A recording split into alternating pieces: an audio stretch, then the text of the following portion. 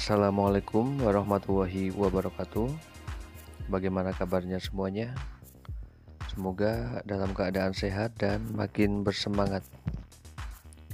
Dan terima kasih karena kalian sudah dukung channelnya Mas Sulun dan sudah support channelnya Mas Sulun. Dan tetap dukung channelnya Mas Sulun dengan cara like, comment, dan subscribe. Dan jangan lupa juga tekan tombol loncengnya agar tidak ketinggalan video-video terbaru dari Mas Sulun. Terima kasih.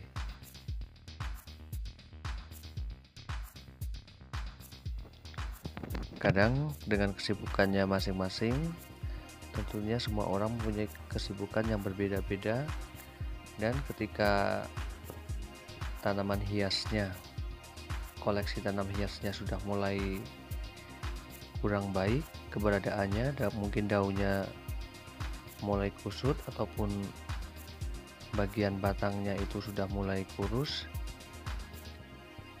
dan ketika waktu itu juga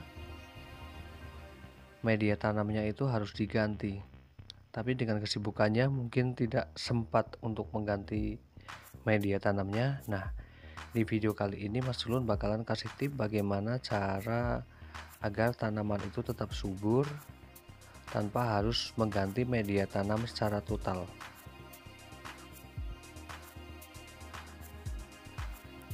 Mengganti media tanam pada tanaman Anda itu paling ideal itu sekitar 3-4 bulan. Karena ketika media tanam itu tidak diganti, sangat berpengaruh terhadap tanamannya.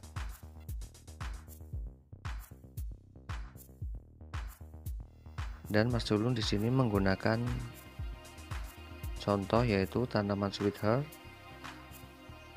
yang berada di dalam pot, yang seharusnya media tanamnya ini sudah waktunya diganti, tetapi Mas Sulun akan kasih tahu tip bagaimana caranya dengan mudah. Yang pertama yaitu bagian samping ataupun tepi tanaman itu bisa dibentuk seperti ini, disisakan di bagian tanahnya itu disisakan di bagian yang ada tanamannya, memutar semuanya.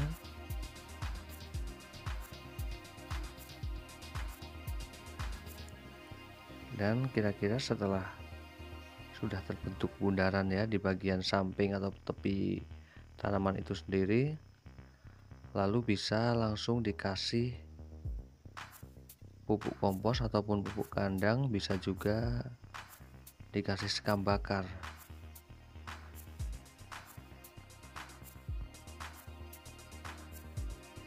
Kebetulan di sini Mas Sulun menggunakan pupuk kandang yaitu sisa-sisa dari marmut ini. Saya manfaatkan agar tanamannya menjadi kembali subur.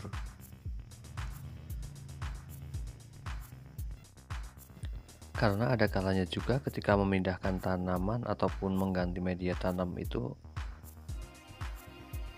si tanaman itu menjadi layu dan butuh waktu untuk segar kembali, mungkin sekitar 2-3 hari layu, sehingga cara ini mungkin bisa sangat efektif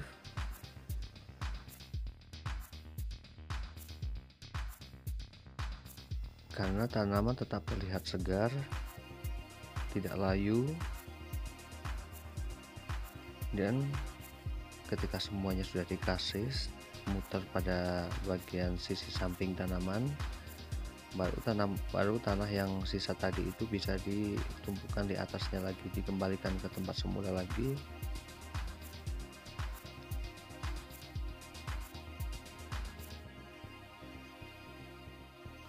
Dan alangkah baiknya penanaman tanaman jenis sweetheart ini minimal itu satu pot itu dua tanaman, karena batang dari tanaman jenis keladi sweetheart ini tidak begitu kokoh, tidak seperti keladi tisu ataupun keladi galaksi, sehingga tidak mudah roboh ketika ada angin.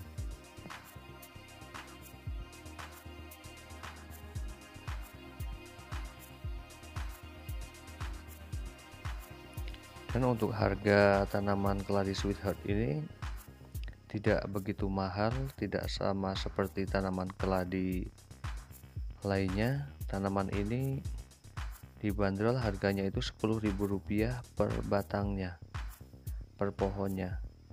Sama seperti tanaman keladi tricolor yang harganya sama-sama 10 ribuan.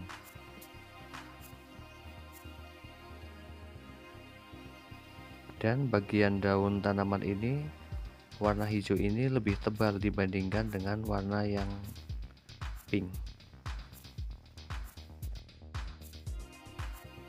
Dan untuk semua jenis keladi, untuk penyiramannya dilakukan 2 hari sekali. Dan tanaman jenis keladi juga tidak begitu suka cahaya matahari ya. Jadi alangkah baiknya ditaruh di tempat yang tidak terkena cahaya sinar matahari secara langsung. Demikian informasi yang dapat Mas Sulun sampaikan tentang tanaman keladi jenis sweetheart ini. Semoga bermanfaat dan saya akhiri. Wassalamualaikum warahmatullahi wabarakatuh. Terima kasih.